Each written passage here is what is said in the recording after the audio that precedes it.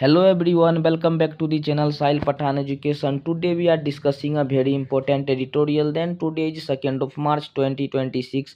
तो आज है तारीख 2 मार्च 2026। तो देखते हैं आज के द हिंदू न्यूज़पेपर एडिटोरियल। तो आज का फर्स्ट एडिटोरियल है 16th finance commission misses and concern. तो यहाँ पे 16वां फाइनेंस कमीशन जो है इसका क्षति और कंसर्न चिंता की बात क्या है, तो ये हम लोग देखते हैं। तो ये सोर्स लिया गया है द हिंदू न्यूज़पेपर से। ठीक है, तो आज हम डिस्कस करने वाले हैं एक बहुत ही महत्वपूर्ण editorial 16th finance commission misses and concerns के बारे में। तो UPSC prelims mains GS paper 2 federalism centre state relation सबसे जुड़ा हुआ टॉपिक है। तो आप इसी से अंदाजा लगा सकते हैं कि ये बहुत ही महत्वपूर्ण टॉपिक है। तो सेशन के आखिरी तक बने रहिएगा। तो सवाल क्या है, तो सवाल यह है कि क्या 16th फाइनेंस कमीशन ने फिस्कल फेडरलिज्म को मजबूत किया या सेंटर की पावर और बढ़ गई। ठीक है दोस्तों, यहाँ पे सवाल क्या है कि क्या 16th फाइनेंस कमीशन ने फिस्कल फेडरलिज्म को मजबूत किया या सेंटर की पावर और बढ़ गई। आज हम सेशन में पूरा क्लियर कर देंगे। ठीक है दोस्तों, तो बैकग्राउंड फाइनेंस कमीशन क्या होता है ये हम लोग देखना कि फाइनेंस कमीशन क्या होता है। तो सबसे पहले बेसिक समझ लेते हैं कि फाइनेंस कमीशन एक कॉन्स्टिट्यूशनल बॉडी है जो आर्टिकल 280 के तहत बनता है। ठीक है, तो ये याद रखिएगा कि फाइनेंस कमीशन एक कॉन्स्टिट्यूशनल बॉडी है जो आर्टिकल 280 के तहत बनता है। तो इसका काम क्या है, फाइनेंस कमीशन का काम क्या है, तो सेंटर और स्टेट के बीच टैक्स शेयरिंग करना। ठीक है, टैक्स शेयरिंग तय करना, ग्रांट्स इन एड रिकमेंडेड करना, फिस्कल बैलेंस मेंटेन करना। तो ठीक है, अब याद रखिएगा दो डायमेंशन। ठीक है, दो डायमेंशन याद रखना कि वर्टिकल डेवुलेशन, ठीक है, उसके बाद हॉरिजेंटल डेवुलेशन। यहाँ पे टैक्स शेयरिंग जो किया जाता है इंडिया में, तो ये सेंटर से स्टेट किया जाता है। तो एक वर्टिकल डेवुलेशन होता है वितरण, एक हॉरिजेंटल होता है। तो सेंटर से जो स्टेट में डेवुलेशन करता है तो इसको वर्टिकल बोलते हैं, जो कि सी से एस में आता है, सेंटर से स्टेट में आता है। और स्टेट में जो हम लोग क्या करते हैं, डेवुलेशन करते हैं, इसको हॉरिजेंटल बोलते हैं। ठीक है, याद रखिएगा कि वर्टिकल डेवुलेशन सेंटर से स्टेट के बीच किया जाता है और हॉरिजेंटल डेवुलेशन स्टेट के बीच किया जाता है। यही एडिटोरियल का कोर है। ठीक है दोस्तों, यहाँ पे vertical devolution that is big issue. अब आते हैं मेन डिबेट पर क्या है। तो 14th फाइनेंस कमीशन स्टेट का शेयर 32% से बढ़कर 42% कर दिया गया था। ठीक है दोस्तों, तो 14th फाइनेंस कमीशन स्टेट का शेयर 32% से बढ़ाकर 42% कर दिया गया था। फिर क्या हुआ बाद में, तो 15th फाइनेंस कमीशन 41% कर दिया। उसके बाद 16th फाइनेंस कमीशन 41% मेंटेन करा, मतलब बरकरार रखा, बना के रखा। सरफेस लेवल पर लगेगा स्टेबिलिटी है। ठीक है दोस्तों, सरफेस लेवल पर क्या लगता है, स्टेबिलिटी है। लेकिन एडिटोरियल का कहना है रियल इशू कहीं और है। ठीक है दोस्तों, रियल इशू क्या कहता है, कहीं और है। तो यहाँ पे सेंटर ने सेस और सर्चेज बढ़ा दिए। तो यहाँ पे हम लोग समझेंगे सेस और सर्चेज क्या होते हैं। तो सेस क्या होते हैं, यह उपकर होते हैं। ठीक है, टैक्स पर जो टैक्स लगाया जाता है। सर्चेज क्या होता है, एक विशेष कर लगाया जाता है, जो कि यहाँ पे ये प्रॉब्लम है, सेंटर ने सेस और सर्चेज कर बढ़ा दिए। तो प्रॉब्लम क्या है इसमें, तो सेस सर्चेज सर्चेबल पूल में शामिल नहीं होगा। यहाँ पर सेस और सर्चेज ये जो दो तरीका के टैक्स गवर्नमेंट लेते हैं, तो ये जनरली ये जो डेवुलेशन टैक्स है, तो इसमें क्या करते हैं, उसको ऐड नहीं करते हैं, मतलब स्टेट को मिलने वाला एक्चुअल पैसा कम हो जाता है। ठीक है, तो यूपीएससी नोट के लिए नोट्स कर लीजिएगा कि फिजिकल फेडरलिज्म वीकेंड हो सकता है जब सेंटर नॉन शेयरेबल टैक्स बढ़ाता है। ठीक है, तो फिजिकल फेडरलिज्म वीकेंड हो जाएगा, कमजोर हो जाएगा कब, जब सेंटर नॉन शेयरेबल टैक्स बढ़ाएगा, जो वो टैक्स बढ़ाएगा जो टैक्स स्टेट को नहीं मिलेगा। तो यहाँ पे क्या होगा, फिजिकल फेडरलिज्म कमजोर हो जाएगा। तो यहाँ पे क्या होगा, स्टेट स्ट्रोंग होगा, स्टेट नहीं सेंटर क्या होगा, स्ट्रोंग हो जाएगा। अब यहाँ पे समझिएगा दोस्तों एक बात कि अगर यहाँ पे क्या है कि जो टैक्स यहाँ पे जनरली टैक्स क्या करते हैं, सेंटर से स्टेट में आते हैं। लेकिन अगर सेंटर वो टैक्स बढ़ा देंगे, सेस एंड सर्चेबल टैक्स बढ़ा देंगे, ये टैक्स वो टैक्स है जो स्टेट को नहीं मिलते हैं, सिर्फ ये सेंटर के पास ही रहेंगे। ठीक है, तो यहाँ पे क्या होगा, इसका पावर बढ़ेगा। इसका मतलब यही कहना है कि फिजिकल फेडरलिज्म वीकेंड हो जाएगा, कमजोर हो जाएगा, स्टेट एंड सेंटर का रिलेशन क्या होगा, खराब हो जाएगा, कमज़ोर हो जाएगा। तो यहाँ पे हम लोग समझते हैं कि रेवेन्यू डेफिसिट ग्रांट्स क्यों, ठीक है, 16th फाइनेंस कमीशन ने रेवेन्यू डेफिसिट ग्रांट्स बंद कर दिए, स्टेट स्पेसिफिक ग्रांट्स रिकमेंडेड नहीं किए गए, ठीक है। एडिटोरियल कहता है इंडिया एक हाईली अनइक्वल कंट्री है, ठीक है, सभी स्टेट्स की फिजिकल कैपेसिटी इक्वल नहीं है। अगर इक्वलाइजेशन ग्रांट्स कम होंगे तो बैकवर्ड स्टेट्स स्ट्रगल करेंगे। जीएस पेपर 2 में स्ट्रॉन्ग आर्गूमेंट्स बन सकता है, ठीक है दोस्तों। यहाँ पे एडिटोरियल का कहना है कि इंडिया एक हाईली अनइक्वल कंट्री है, सभी स्टेट्स की फिजिकल कैपेसिटी इक्वल नहीं है। अगर इक्वलाइजेशन ग्रांट्स कम होंगे तो बैकवर्ड स्टेट, जो पिछड़े स्टेट्स हैं, वो स्ट्रगल करेंगे। तो यह जीएस पेपर 2 में स्ट्रॉन्ग आर्गूमेंट बन सकता है, ठीक है दोस्तों।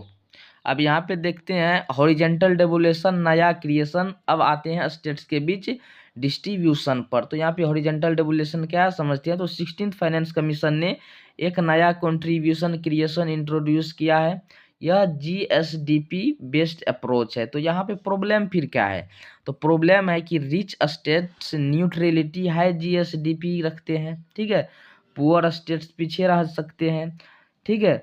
अगर रेडिस्ट्रीब्यूशन लॉजिक कमजोर होगा तो इक्वलाइजेशन ऑब्जेक्टिव इम्पैक्ट होगा, ठीक है। तो यूपीएससी लैंग्वेज भाषा में बोल सकते हैं कि बैलेंसिंग इफिशियंसी वर्सेस इक्विटी। अगर इफिशियंसी और वर्सेस इक्विटी को बैलेंसिंग करे तो बिकम्स, यहाँ पे चैलेंजेस क्या होगा, क्रिएट होगा, चुनौती क्रिएट होगा।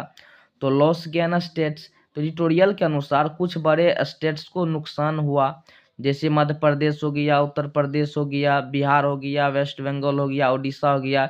कुछ छोटे या स्पेशल कैटेगरी में आते हैं, तो इन सारे स्टेट्स को नुकसान हुआ है, ठीक है। तो स्टेट्स को फायदा हुआ है, तो किस स्टेट्स को फायदा हुआ है, अरुणाचल प्रदेश, मध्य प्रदेश, सिक्किम, गोवा। लेकिन ओवरऑल पैटर्न यूनिफॉर्म नहीं है, ठीक है, यूनिफॉर्म नहीं है। यह बताता है कि डेवोल्यूशन फॉर्मूला पॉलिटिकली और इकोनॉमिकली सेंसिटिव है, ठीक है। ट्यूटोरियल क्या बताता है कि यह बताता है कि डेवोल्यूशन फॉर्मूला जो है, वितरण का जो फॉर्मूला है, सूत्र है, तो यह पॉलिटिकली और इकोनॉमिकली सेंसिटिव है। अब यहाँ पे हम लोग देखते हैं, बहुत इंपॉर्टेंट है, प्रीलिम्स एंड मेंस के पर्सपेक्टिव से इसको ऐड कर सकते हैं मेंस आंसर राइटिंग में भी, ठीक है, आर्टिकल को। तो कॉन्स्टिट्यूशनल एंगल से देखें तो वेरी इंपॉर्टेंट आर्टिकल से जो याद रखना है कि आर्टिकल 270 का काम क्या है, टैक्स डिस्ट्रीब्यूशन, टैक्स को बांटना। आर्टिकल 275 ग्रांट्स इन एड, ठीक है। Article 280 finance commission. उसके बाद मेंस में अगर कॉन्स्टिट्यूशनल डिफरेंस देंगे तो आंसर राइटिंग और क्या होगा, स्ट्रोंग होगा। अब यहाँ पे कंक्लूजन मेंस लिंक करके देखो मेंस के पर्सपेक्टिव से, तो ओवरऑल कंक्लूजन क्या है, तो स्टेबिलिटी दी गई, लेकिन इक्वलाइजेशन अप्रोच कमजोर हुई, सेस एंड सर्चेज पर स्ट्रॉन्ग स्टैंड नहीं लिया, फिजिकल डिसिप्लिन क्राइटेरिया ड्रॉप किया गया है, ठीक है। अब यहाँ पे फाइनल टेक वे क्या है, तो फिजिकल फेडरलिज्म सिर्फ परसेंटेज का गेम नहीं है, इट इज अबाउट ट्रस्ट। यहाँ पे याद रखेगा कि फिजिकल फेडरलिज्म सिर्फ परसेंटेज का गेम नहीं है, यह ट्रस्ट, ट्रांसपेरेंसी और ट्रूथ कोऑपरेटिव फेडरलिज्म, ठीक है, सत्य सहयोग का, ठीक है, संवाद है, ये याद रखिएगा, ठीक है। अब यहाँ पे पॉसिबल मेंस क्वेश्चन है कि जो मेंस में आ सकते हैं, तो क्या है क्वेश्चन कि discuss whether the recommendation of 6th finance commission strength और weaken physical federalism in India, ठीक है। तो इस क्वेश्चन का आप लोग ट्रैक कीजिएगा। तो नेक्स्ट एडिटोरियल देखते हैं। तो नेक्स्ट एडिटोरियल है कि स्किल इंडिया, ठीक है, कुशल भारत, हारकुलेन चैलेंजेस, ठीक है, एक बहुत ही ज़्यादा कठिन, ठीक है, कठिन चुनौतियों का सामना कर सकता है, गलगोटियन ब्लंडर्स, काबुल है, ठीक है। तो यहाँ पे देखते हैं टॉपिक, ठीक है, स्किल इंडिया, हारकुलेन है, challenges and policy burden, blunders, ठीक है। सोर्स द हिंदू न्यूज़पेपर से लिया गया है। तो स्किल इंडिया, डेमोग्राफिक डिविडेंड या डिजास्टर। तो यहाँ पे कुशल भारत जो है, तो यहाँ पे डेमोग्राफिक डिविडेंड्स। अब डेमोग्राफिक डिविडेंड्स क्या होता है, एक होता है पॉपुलेशन का, ठीक है, scientific study of human population, मानव जनसंख्या का एक वैज्ञानिक अध्ययन, डेमोग्राफिक डिविडेंड है। तो डेमोग्राफिक डिविडेंड या डिजास्टर, तो इंडिया स्किल को ये बोला गया है कि दैट इज डेमोग्राफिक डिविडेंड या डिजास्टर, या डेमोग्राफिक डिविडेंड है या डिजास्टर है, आपदा है। तो यहाँ पे भारत के पास 2040 तक दुनिया का सबसे बड़ा डेमोग्राफिक डिविडेंड है, ठीक है। 2040 तक भारत के पास सबसे बड़ा डेमोग्राफिक डिविडेंड है। लेकिन सवाल क्या है कि क्या हम स्किल्ड वर्कफोर्स बना पा रहे हैं या सिर्फ सर्टिफिकेट्स बांट रहे हैं, ठीक है दोस्तों। ये बहुत इंपॉर्टेंट लाइन है कि भारत के पास 2040 तक दुनिया का सबसे बड़ा डेमोग्राफिक डिविडेंड है। मतलब इस कैटेगरी में वो आते हैं जो कार्यशील पर्सन होते हैं, जो काम करके अपने देश का विकसित कर सकते हैं। लेकिन सवाल यह है कि हमारे पास तो 2040 तक दुनिया का सबसे बड़ा डेमोग्राफिक डिविडेंड है, युवा है, काम करने वाले हैं। लेकिन सवाल यह है कि क्या हम स्किल्ड वर्कफोर्स बना पा रहे हैं या सिर्फ सर्टिफिकेट्स बांट रहे हैं, ठीक है। तो आज हम डिस्कस करेंगे स्किल इंडिया इनिशिएटिव की ग्राउंड रियलिटी और policy mistakes. UPSC GS paper 2, 3 and ऐसे सबके लिए इम्पोर्टेंट टॉपिक है। तो डिस्कस क्या करना है कि स्किल इंडिया इनिशिएटिव की ग्राउंड रियलिटी क्या है, पॉलिसी मिस्टेक क्या हुआ है, इस चीज़ पे हम लोग डिस्कस करेंगे। तो यहाँ पे बैकग्राउंड देखा जाए तो डेमोग्राफिक डिविडेंड, तो इंडिया की पॉपुलेशन यंग है, ठीक है। तो demographic dividend that is India का पॉपुलेशन क्या है, स्ट्रॉन्ग है। लेकिन डाटा क्या कहता है कि केवल 1.3% सेकेंडरी स्टूडेंट्स वोकेशनल एजुकेशन में, जर्मनी चाइना में लगभग 50%, ठीक है। भारत में कितने हैं, लगभग 1.3% सेकेंडरी स्टूडेंट्स हैं। लेकिन जर्मनी और चाइना में लगभग 50% है, ठीक है। तो यहाँ पे न्यू एजुकेशन पॉलिसी 2020 ने टारगेट दिया था कि 2025 तक 50% लर्नर्स वोकेशनल एक्सपोजर पाएंगे। लेकिन रियलिटी क्या है कि यहाँ पे 1.3 है, 1.3 ही है, ठीक है। यहाँ पे रखा गया था 50%। ये भी रियलिटी क्या है इसका, ये टारगेट बहुत दूर है अभी। तो यहाँ पे प्रॉब्लम क्या, तो फंडिंग प्रॉब्लम है कि vocational education budget share 2%, China and Germany 11%, ठीक है दोस्तों। यहाँ पे याद रखिएगा इंडिया का जो न्यू एजुकेशन पॉलिसी था तो इसका टारगेट था कि 2025 तक जो ये वोकेशनल एक्सपोजर होंगे लर्नर्स, तो ये 50% तक हो जाएंगे। लेकिन यहाँ पे कितना है, 1.3% ही है। लेकिन 50% कहाँ है, चाइना और जर्मनी में। तो यहाँ पे फंडिंग प्रॉब्लम भी है कि इंडिया मात्र में 2% वोकेशनल एजुकेशन पर शेयर करते हैं, उसके बाद चाइना एंड जर्मनी 11% करते हैं, ठीक है। तो ये भी यहाँ पे फंडिंग प्रॉब्लम है। उसके बाद इंडिया में स्किल स्ट्रेटजी डिपेंड करती है कि budget announcement, short term schemes, ठीक है। जैसे एग्जांपल में देखिए तो क्या है, internship scheme budget 2026 only 5% funds use, ठीक है, उपयोग हुआ है। तो इसका अर्थ है, मीनिंग है कि प्लानिंग वीक एजुकेशन वीकर। अगर प्लानिंग कमज़ोर होगा तो एजुकेशन उससे भी ज़्यादा कमज़ोर होगा। सीएजी रिपोर्ट सीरियस कंसर्न, ठीक है। सीएजी का जो रिपोर्ट है तो यह एक बहुत ही ज़्यादा सीरियस कंसर्न है, चिंता की बात है कि सीएजी ने एडिट किया फ्लैगशिप स्कीम। अब फ्लैगशिप स्कीम मतलब क्या होता है, प्रमुख, यहाँ पे प्रमुख योजना को क्या किया, एडिट, सीएजी ने एडिट किया, ठीक है। तो PMKVY प्रधानमंत्री कौशल विकास योजना, तो इसका फंडिंग्स करें तो 94.5 bank accounts invalid, only 41% traces placed. उसके बाद फाइनेंशियल इरेगुलरिटीज, ठीक है। अब सवाल क्या उठता है कि क्या फोकस इक्वलिटी पर था या नंबर्स पर, ठीक है। सवाल क्या उठता है कि फोकस क्वालिटी पर था या नंबर पर, ठीक है। फोकस क्वालिटी पर था या नंबर पर। तो एडिटोरियल कहता है we chased quantity not outcomes, ठीक है। एडिटोरियल कहता है we chased quantity not outcomes, ठीक है। हम लोग क्या किए, किस चीज़ पे ध्यान दिए, क्वांटिटी पे, नंबर पे ध्यान दिए, जिसका आउटकम्स कुछ भी नहीं निकला। ध्यान किस चीज़ पे देना चाहिए, क्वालिटी पे देना चाहिए, नॉट क्वांटिटी, ठीक है। तो कोर स्ट्रक्चरल प्रॉब्लम्स क्या है कि 2015 से 2025 तक मॉडल क्या रहा है, तो short term training, government financed, उसके बाद सप्लाई ड्राइवन अप्रोच। तो प्रॉब्लम फिर यहाँ पे क्या है कि मार्केट डिमांड से डिसकनेक्टेड ट्रेनिंग। जैसे यूपीएससी लैंग्वेज में अगर समझे तो miss match between skill supply and labour market demand. तो यहाँ पे क्या मिस मैच कहाँ हुआ, किसके किसके बीच, तो सप्लाई, स्किल सप्लाई और लेबर मार्केट डिमांड के बीच, ठीक है। तो यहाँ पे देखा जाए तो reform idea one skill loans क्या है, तो सजेशन क्या है, सुझाव लोन के लिए। तो PMKVY फंडिंग का हिस्सा स्किल लोन्स के रूप में दिया जाए, जिससे बेनिफिट्स क्या होगा, तो स्टूडेंट का चॉइस बढ़ेगा, ठीक है। स्टूडेंट चॉइस बढ़ेगा, इंस्टीट्यूशनल कम्पीट करेंगे, क्वालिटी इम्प्रूव होगी। ठीक है, यस एनपीए रिक्स है लेकिन मैनेजेबल भी है। ठीक है, ये क्या है, रिक्स भी है, रिक्सेबल भी है, लेकिन यह मैनेजेबल भी है। ठीक है, उसके बाद रिफॉर्म आइडिया देखिए 2, तो स्किल वोचर्स पैसा स्टूडेंट्स को फॉलो करे। ठीक है, पैसा स्टूडेंट्स को फॉलो करे। एडवांटेज इसका क्या होगा, लाभ क्या मिलेगा, तो कॉम्पिटेटिव मार्केट, तो AI, digital, green skill focus, women workforce participation support. उसके बाद फॉरेन लैंग्वेज लर्निंग। ठीक है, विदेशी भाषाओं सीखना, language exchange that is very need for development.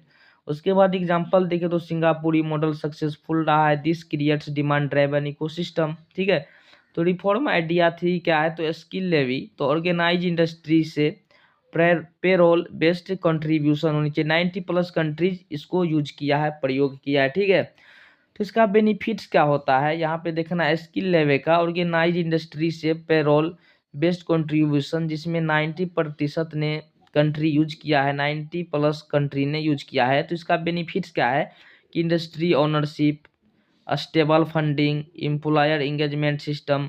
Today India's system government owned, future system employed owner होना चाहिए। ठीक है, तो यहाँ पे बिग वार्निंग क्या है कि 2040 के बाद डेमोग्राफिक डिविडेंड खत्म हो जाएगा। अभी भारत का जो डेमोग्राफिक डिविडेंड है, मतलब वो पॉपुलेशन भारत में अभी सबसे दुनिया भर में ज़्यादा है, जो डेवलपमेंट में कार्यशील व्यक्ति है। ठीक है, 15 to 64 की एज की। ठीक है, तो बहुत सारे पॉपुलेशन है।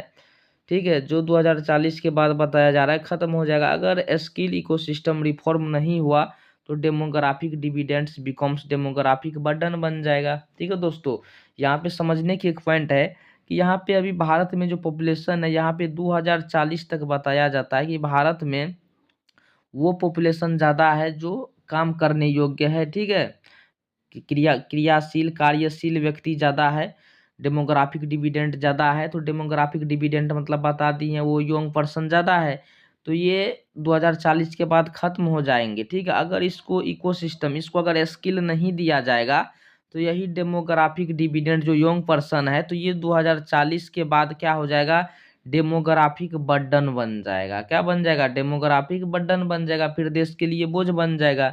इसको कंक्लूजन मेंस से लिंक कर सकते हो। तो फाइनल टेक वे क्या है, तो क्या हमें करना चाहिए, इंडिया को की क्या चीज़ की ज़रूरत है, तो फाइनेंसिंग रिफॉर्म की ज़रूरत है, इंडस्ट्री पार्टनरशिप की ज़रूरत है, डाटा ड्राइवन प्लानिंग की नीड है। ठीक है, आउटकम्स बेस्ड ट्रेनिंग की भी ज़रूरी है। ठीक है, तो यहाँ पे पॉसिबल मेंस के लिए क्वेश्चन आ सकते हैं, तो क्वेश्चन हम लोगों को देखना है क्या है, तो discuss the structural weakness of India. ठीक है, discuss the structural weakness, Bharat का जो स्ट्रक्चरल वीकनेस है स्किल डेवलपमेंट इकोसिस्टम को लेकर के, and suggest reform it make to demand driven. तो क्या यहाँ पे स्किल डेवलपमेंट को लेकर के कमजोरी है, उसको रिफॉर्म कैसे किया जा सकता है, तो इस चीज़ पे डिस्कस करना है। तो ये एक मेंस के लिए पॉसिबल मेंस क्वेश्चन है। ठीक है दोस्तों, अगर यह एनालिसिस हेल्पफुल लगा हो तो like, comment, share and subscribe कीजिए इस चैनल को। ठीक है दोस्तों, आज के लिए इतना ही। टेक केयर, धन्यवाद।